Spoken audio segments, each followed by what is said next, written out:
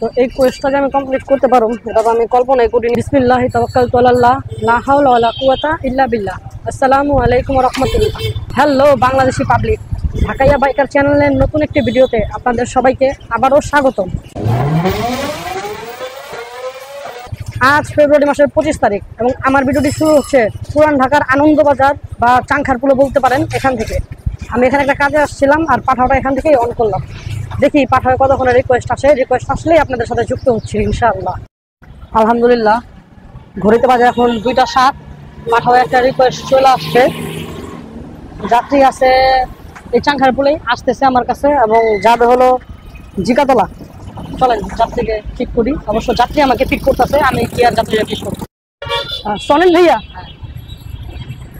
ভাইয়ার নাম কি? যে সুদম দত্তর নাম সনেটের সাথে মিলে রাখছে নাকি? হ্যাঁ, আমি তো ব্লগিং করি। কেন ফটো ইউজ করবো নাকি করবো না? বসেন। ভাইয়ার নামটা আমার কাছে অনেক ভালো লাগলো, সনেট। আমি একদমই নিউ বলা চলে, আমার 1-1.5 মাস হয়েছে। মনে হয় না আমার ব্লগ আপনি দেখেন। মাত্র 400 সাবস্ক্রাইবার হয়েছে আমার আর কি। ব্লগ যেহেতু দেখেন তাহলে আমার চ্যানেলটা আপনাকে দিয়ে দিব মনে। দেখেন, ভালো লাগলে সাবস্ক্রাইব করে। ঠিক আছে, আমার চ্যানেলের নাম হলো ঢাকাইয়া বাইকার। তো আমার সামনে যে রিস্কাটা আছে ওটার চাক্কাটায় খেয়াল করেন, বিশেষ করে বাম সাইডের চাক্কাটায় খেয়াল করেন, একটু টেরা হয়ে আছে। এই রিস্কাওয়ালা আমার সাহসের তারিফ করতে হইব। এই বিপজ্জনক রিস্কা নিয়েও উনি রাস্তায় একের পর এক অটো রিস্কারে ওভারটেক করে যাইতেছে। এই রিস্কাটা কেন আপনাকে দেখাইতেছি, কারণ এই রিস্কাটা দেখে আমার একটা কথা মাথায় আসলো। সেটা হইলো আমাদের বাংলাদেশের অবস্থাও এই রিস্কার মতোই। দেশটারে যদি একটা রিস্কার মতো কল্পনা করেন তাহলে এই দেশের চাক্কা চুক্কাও সব টেরামেরা হয়ে রয়েছে। তারপরেও আল্লাহর রহমতে এই টেরামেরা চাক্কা লিয়ে এই দেশটা আগে বেড়া যাইতেছে। কিন্তু আমাদের সাধারণ জনগণের সবাইকে মিলা এই চাক্কা গুলারে সোজা করতে হইব যাতে দেশটা সুন্দর মতো চলতে পারে। তাড়াতাড়ি চলে আসলাম, 15 মিনিট লাগছে। 15 মিনিট লাগছে, মোটামুটি তাড়াতাড়ি আসলাম। হ্যাঁ, নিউ মার্কেট তো খোলা, কিন্তু অনেকে হয়তো জানে না যে খোলা। ভাইয়া 86 টাকা 86 পয়সা, 21 টাকা ডিসকাউন্ট আছে আপনি। আপনার একটা বাইক দিয়ে দিই। ভাইয়া রিটার্ন পাবেন কত? 13 টাকা 10। ঠিক আছে, ওকে ভাইয়া। চ্যানেলের নাম হলো ঢাকাইয়া বাইকার। চ্যানেলের নাম হলো ঢাকাইয়া বাইকার, এই যেটা আমার চ্যানেল। আর একটা রিকোয়েস্ট চলে আসছে। হ্যাঁ এটাই, হ্যাঁ এটাই আমার চ্যানেল, ঢাকাইয়া বাইকার। ঠিক আছে ভাইয়া, ঠিক আছে ভাইয়া। আর একটা রিকোয়েস্ট চলে আসছে। যাত্রীর নাম হলো ফারাবি। ফারাবি জায়গা মতো ফারাবি। আর যাবে কোথায়? ও যেখান থেকে আইসি ওখানেই যাবে, বঙ্গবাজার। চলেন পিক করি গা। ভাইয়া, হ্যাঁ ভাইয়া যাবেন আনন্দবাজার, মানে আর কি বঙ্গবাজার আর কি বলা যায়। হ্যাঁ হ্যাঁ চলেন। ভাইয়ার এত তাড়াতাড়ি পাই যাবো ভাবিনি। না, আমি ফলো করতেছিলাম, এই জন্য আমি আগে দাঁড়াইলাম। কারণ একবার কেন জানি মনে হলো যে হয়তো আপনি। ভাইয়ার বাসা এখানে না ওইখানে? হ্যাঁ এখানে। ঠিক আছে চলেন। তো এই ভাইয়ারে নিয়ে যখন নীলক্ষেত মোড়ে গেলাম তখনই এই বাইক চিল্লায় উঠলো যে ভাই থামেন থামেন, গাড়িটা সাইড করে দেন, আমি এখানে নেমে যাবো। 66 টাকা 40 পয়সা আসছে। ভাঙতি তো মনে হবে না, এত বড় নোট। হ্যাঁ বিকাশে দেওয়া যাবে। ওকে, থ্যাংক ইউ ভাইয়া। তো এই ভাইয়া আগে নেমে গেল, যদি ভাইয়ের নামার কথা ছিল বঙ্গবাজার, কিন্তু উনি নীলক্ষেত মোড়ে নেমে গেল। কারণ হলো আমার গার্লফ্রেন্ড এখানে ওনার জন্য দাঁড়িয়ে আছে। কি হয়েছে জেনারেশনে।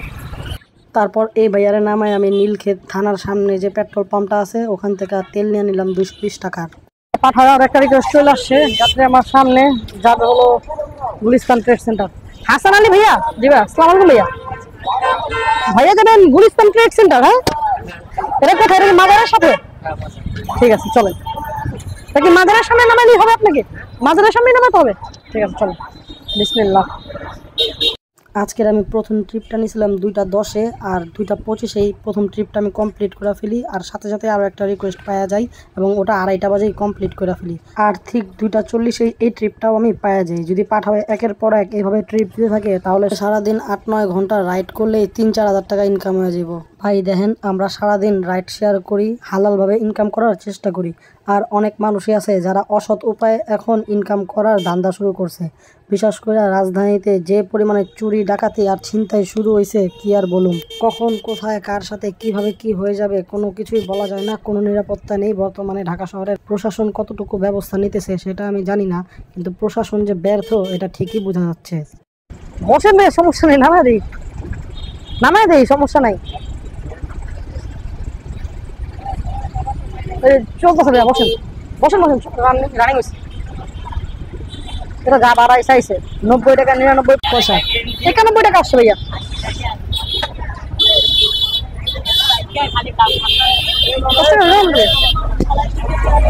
আলহামদুলিল্লাহ, পাঠারে আরো একটা রিকোয়েস্ট চলে আসছে।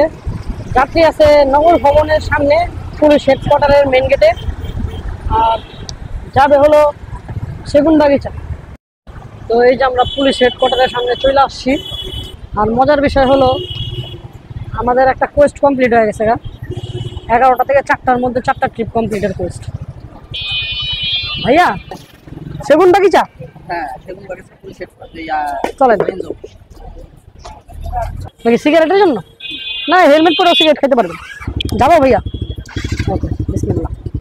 তো এই ভাই হলো একজন পুলিশের লোক, ঢাকা শহরে একেবারেই নতুন, কারণ আজকে ওনার রাজশাহী থেকে ঢাকায় ট্রান্সফার হয়েছে। তাই মাত্র 1.5 কিলোমিটার পথ যাওয়ার জন্য উনি পাঠাওয়ে একটা রাইড বুক করছে। তো যাই হোক, যখন এই ভাইয়াকে নিয়ে আমি হাইকোর্ট মাজারের সামনে দিয়ে গেতাছিলাম তখন আমি পরিবেশটা দেখলাম একটু গাদলা মনে হইতাছিল একটু পরে হয়তো বৃষ্টি টিষ্টি আয়া পড়বো। আর আবহাওয়াটাও ছিল অনেক শীতল, কিন্তু ভাই এত সুন্দর আবহাওয়ার মধ্যে প্রেস ক্লাবের সামনে দেখলাম কতজন মানুষ আবারও আন্দোলন করতেছে। লাস্ট কবে যে এই প্রেস ক্লাবের সামনে আমি দেখছি আন্দোলন ছাড়া খালি পড়ে রয়েছে, আমার মনেই নাই। তাড়াতাড়ি চলে আসছি, দূরত্ব বেশি ছিল না তো, 1.5 কিলোমিটার ভাইয়া। 66 টাকা 40 পয়সা।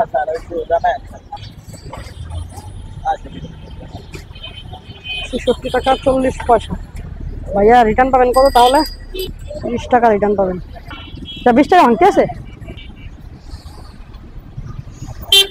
এই যে ভাইয়া।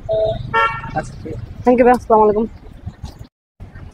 তো এই কোয়েস্টটা যে আমি কমপ্লিট করতে পারবো এটা তো আমি কল্পনাই করিনি।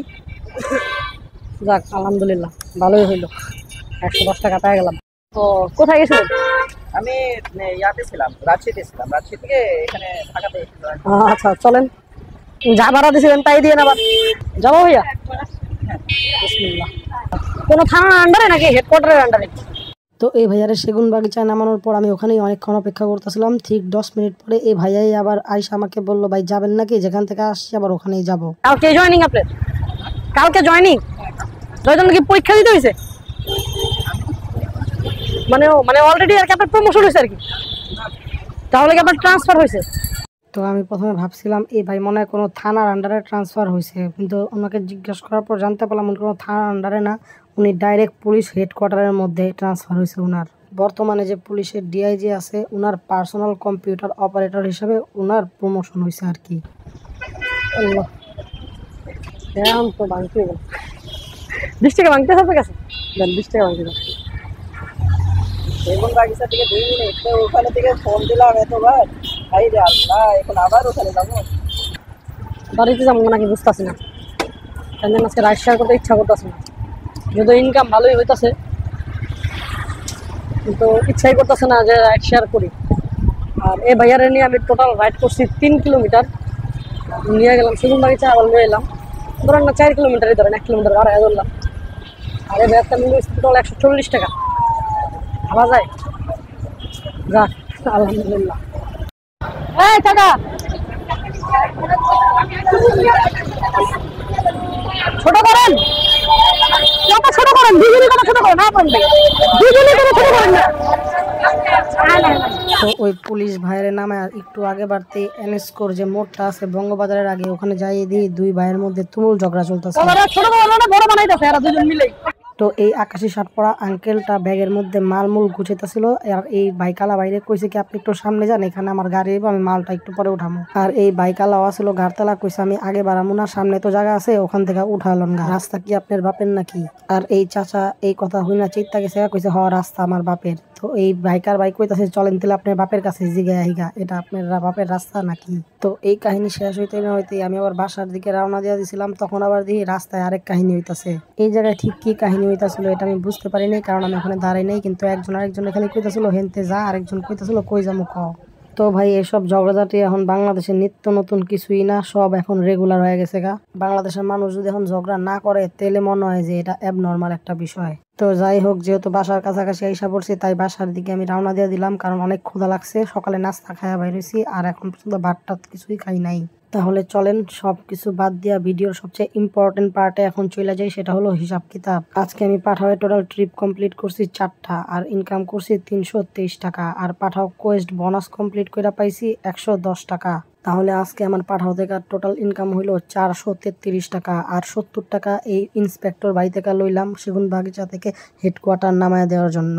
এটাও যদি যোগ করি তাহলে আমার টোটাল ইনকাম আজকে দাঁড়াইলো হলো যে 503 টাকা। আলহামদুলিল্লাহ। আজকে আমি বাসা থেকে রাইড শেয়ার করার জন্য বেরিয়েছিলাম 2টা বাজে, আর এখন ঘড়িতে বাজে 4:30, মানে মাত্র 2.5 ঘন্টা আজকে আমি রাইড শেয়ার করলাম।